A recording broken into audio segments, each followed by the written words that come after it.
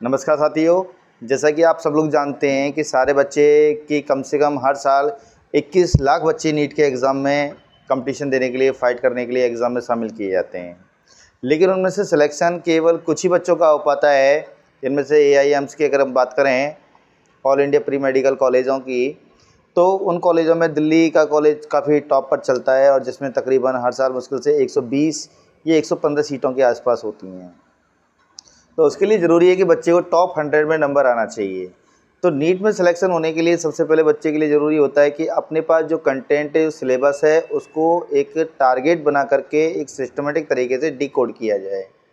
जैसा कि हम सब लोग जानते हैं कि भारत सरकार ने पूरे इंडिया लेवल पर लगभग एक NCERT एक पैटर्न लागू किया है।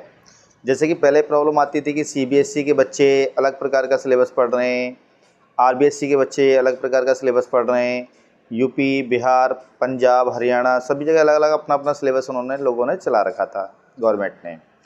अब दिक्कत ये हुई थी कि RBSE का बच्चा बैठ रहा है, वो कह रहा है कि सर ये CBSE से क्वेश्चन निकाला गया है, CBSE का कह रहा है सर ये हमारे सिलेबस से आउट है। तो ऐसी समस्या के समाधान के लिए बोर्ड ने एक सिस्टम बना दिया NCERT।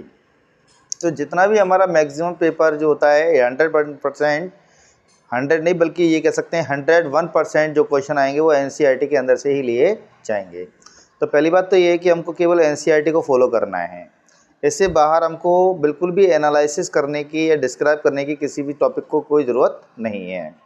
दूसरी चीज़ कि पुरानी कहावत है कि हमेशा एक ही कश्ती में सवार होंगे तो हम दूसरे तट तक ज़रूर पहुंच जाएंगे, लेकिन दो कश्ती में सवार होंगे तो किसी भी तट तक हम नहीं पहुंच पाएंगे। तो ज़रूरी ये है कि हम अलग अलग पब्लिकेशन और अलग अलग किताबों को पढ़ने की जगह राजस्थान बोर्ड द्वारा चलाई गई जो किताबें NCERT, केवल उसी का अनुसरण करें और उसी को डिकोड करने की कोशिश करें। अब बात ये आती है कि बच्चों के पास कंटेंट भी पूरा है, मटेरियल भी पूरा है और नोट्स भी काफ़ी अच्छी क्वालिटी के उनके पास अवेलेबल हैं और कई सारे प्राइवेट इंस्टीट्यूट और कोचिंग्स ने भी काफ़ी सारे नोट्स अवेलेबल करवा रखे हैं। तो बात चीज़ समझ में नहीं आती है कि जब NCERT ने अपना पैटर्न पर्टिकुलर दे रखा है और अपना सिलेबस मार्केट के अंदर डाल रखा है, तो किसी भी दूसरी किताब की हमको फॉलो करने की ज़रूरत ही क्या है, क्योंकि हमारे पास केवल प्रूफ भी वही है और कोई भी ऑथेंटिक मैटर है हम उसी पर जाकर के क्वेश्चन पर क्लेम भी कर सकते हैं और क्वेश्चन को डिलीट भी करवा सकते हैं और बोनस भी ले सकते हैं। तो NCERT से बाहर हमको सोचना नहीं है। दूसरी इंपॉर्टेंट बात यह है कि जब बच्चों के पास सारा कंटेंट अवेलेबल है, इतना कंटेंट अवेलेबल होने के बाद भी बच्चों के सामने एक सबसे बड़ी समस्या रहती है कि वो नीट के एग्ज़ाम में क्वेश्चन को अटैम्प्ट नहीं कर पाते। बच्चों की प्रॉब्लम रहती है, अक्सर सुनने को मिलती भी है कि सर हमको सारा मैटर आता है, हमने सब कुछ पढ़ रखा है, हमारे पास 12th 11th का पूरा कमांड है बायोलॉजी में, फिजिक्स में, केमिस्ट्री में, लेकिन फिर भी हम क्वेश्चन को अटैम्प्ट क्यों नहीं कर पाते। उसका सबसे बड़ा कारण है अपना IQ लेवल, कि हमने कोई भी क्लास हो या कोई भी टीचर है किसी भी बच्चे को जब गाइड कर रहा होता है या कोई भी टॉपिक पढ़ा रहा होता है तो एक प्रैक्टिकल प्रिंसिपल पर उसको पढ़ा रहा होता है, लेकिन बच्चा जब तक उसको सेल्फ स्टडी करके क्वेश्चंस को बनाने की प्रैक्टिस, क्वेश्चन को आंसर को अप्लाई करने की कोशिश नहीं करेगा, तब तक उसमें वो सक्सेस नहीं हो सकता। तो सबसे ज़रूरी है कि सेल्फ स्टडी को फोकस किया जाए, क्योंकि कभी कभी हमारे पास कंटेंट होते हुए भी हम आंसर को सॉल्व नहीं कर पाते। उसका सबसे बड़ा कारण, अगर फिजिक्स में आप कमांड बनाना चाहते हो तो न्यूमेरिकल्स पे कमांड बनाइए, क्योंकि न्यूमेरिकल्स करना अगर जिसको आ गया तो न्यूमेरिकल एक ऐसी प्रैक्टिस है जो कि फिजिक्स को पूरी तरीके से डिकोड कर देती है। तो सबसे पहले ज़रूरी है कि हम प्रिंसिपल को समझें और प्रिंसिपल को समझने के बाद उसको अप्लाई करने के अलग अलग कॉन्सेप्ट क्लियर करें। तो अलग अलग कॉन्सेप्ट का मतलब ये होता है, जैसे कि कोई भी डायरेक्ट फार्मूला है, जैसे तो फिजिक्स में आप कोई भी टॉपिक पढ़ रहे हैं या बायोलॉजी में कोई भी टॉपिक पढ़ रहे हैं, तो उसको हम डायरेक्टली कभी कभी क्वेश्चन पे अप्लाई नहीं कर पाते। तो सेल्फ स्टडी को फोकस करें, क्वेश्चन बनाने की प्रैक्टिस करें और ख़ुद अपने आप क्वेश्चन क्रिएट करें और उनके आंसर भी खुद ही सेलेक्ट करें। तो निश्चित रूप से आपको नीट में सफलता ज़रूर मिलेगी। और नीट की सफलता ज़रूरी नहीं है कि आप दिन में 18 घंटे पढ़ें या 20 घंटे पढ़ें। कोचिंग वाले कहते हैं कि दिन में 12-12 घंटे अगर पढ़ो, 18 घंटे पढ़ो तो ही आप नीट क्लियर कर पाएंगे। ऐसा कुछ नहीं है, बस केवल ज़रूरी ये होता है कि अपना कॉन्सेप्ट और अपना IQ लेवल प्रॉपर हाई होना चाहिए। अगर हम क्लास कहीं पे ले रहे हैं तो पूरी तरह फोकस होकर क्लास लें और जो कॉन्सेप्ट टीचर द्वारा समझाया जा रहा है उस कॉन्सेप्ट को पूरी अच्छी तरह समझें, उसको एनालिसिस करें, उसको डिस्क्राइब करें और घर जा करके क्वेश्चन प्रिपेयर करें। और अगर मान लो कोई टीचर अगर किसी चैप्टर से संबंधित अगर आपको 100 क्वेश्चन या 150 क्वेश्चन या 200 क्वेश्चन बना के भी दे देता है, तो ये सफिशिएंट नहीं रहेगा, क्योंकि एक एक टॉपिक में 1,000 क्वेश्चन बन सकता है, तो जितनी लैंग्वेज बनेगी क्वेश्चन उतना ही टिपिकल हो जाता है।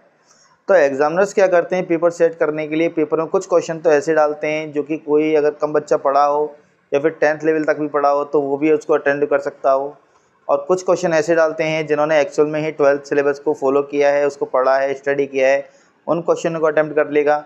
लेकिन अगर अप्लाइड क्वेश्चन आता है तो बच्चे वहाँ पे पैनिक कर जाते हैं कि इसका आंसर तो हमको बताया ही नहीं गया, इसका आंसर तो हमको कराया नहीं गया, लेकिन एक्चुअल में उसका कॉन्सेप्ट हमारे पास हो रहा होता है और हमने उसको पढ़ा होता है। बात है उसको अप्लाई करने की प्रैक्टिस हम घर पर नहीं कर पाए।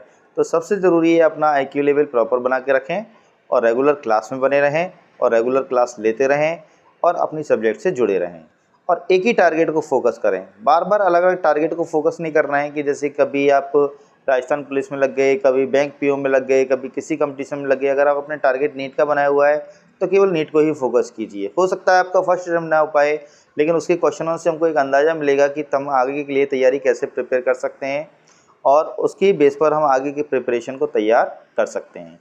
जब हमारी प्रिपरेशन अच्छी होगी तो सीधी सी बात है अपने अंदर कॉन्फिडेंट लेवल भी आएगा। कॉन्फिडेंट लेवल होगा तो निश्चित सी बात है कि हम कॉन्सेप्ट को अप्लाई करना भी सीख जाएंगे। तो अगर कॉन्सेप्ट को अगर अप्लाई करोगे तो उसके लिए भी आपको कम से कम घर में थोड़ी बहुत तो प्रैक्टिस करनी पड़ेगी, और प्रैक्टिस करने के लिए ज़रूरी है कि पहले कॉन्सेप्ट को समझा जाए। तो कॉन्सेप्ट को समझें, उससे क्वेश्चन निकालें, क्वेश्चन को अटेम्प्ट करने की प्रैक्टिस करें और जितने ज़्यादा संभावित आप क्वेश्चन बना सकते हैं उतनी कोशिश कीजिए कि क्वेश्चन को यहाँ पर कितनी लैंग्वेज में तैयार किया जा सकता है। तो लैंग्वेज ही क्वेश्चन को टफ बनाती है। तो क्वेश्चन तो वही होता है कि बायोलॉजी 200-250 साल 300 साल से लोग ऐसे ही पढ़ते चले आ रहे हैं, इसमें अभी तक कोई चेंजेस नहीं आया है। केवल कुछ मॉडर्न जो ब्रांचेज आती हैं उनको केवल अलग से शामिल करके पढ़ा दिया जाता है, लेकिन कोशिका को तो लोग सालों से पढ़ते चले आ रहे हैं, आज भी कोशिका पढ़ रहे हैं। कोशिका से संबंधित रीट फर्स्ट लेवल में, रीट सेकंड लेवल में, RPSC सेकंड ग्रेड में, RPSC फर्स्ट ग्रेड में, RAS में, UPPCS में और GIC और नीट बड़े बड़े कंपटीशंस में क्वेश्चन टॉपिक तो वही अपनी कोशिका। अब बात ये आती है कि अलग अलग लेवल पर सिलेबस के अकॉर्डिंग क्वेश्चन निकाला जाता है, तो लेवल के अकॉर्डिंग नीट के पेपर को काफ़ी टफ तैयार किया जाता है।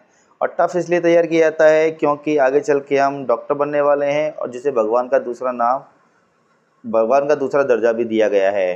तो डॉक्टर को लोग भगवान के नाम से जानते हैं, तो सीधी सी बात है कि भगवान होने के लिए कॉन्सेप्ट तो क्लियर होना चाहिए, तभी हम किसी की जान बचा सकते हैं और डॉक्टर बनने के लिए आगे पढ़ाई कर सकते हैं। तो अपना कॉन्सेप्ट क्लियर करें और रेगुलर क्लास पे बने रहें। सबसे ज़रूरी है कि अपना IQ लेवल और IQ लेवल के साथ साथ क्वेश्चन को अटेम्प्ट करने की प्रैक्टिस करें। बार बार मैं एक ही प्लान कहूँगा कि क्वेश्चन बनाने की प्रैक्टिस करें।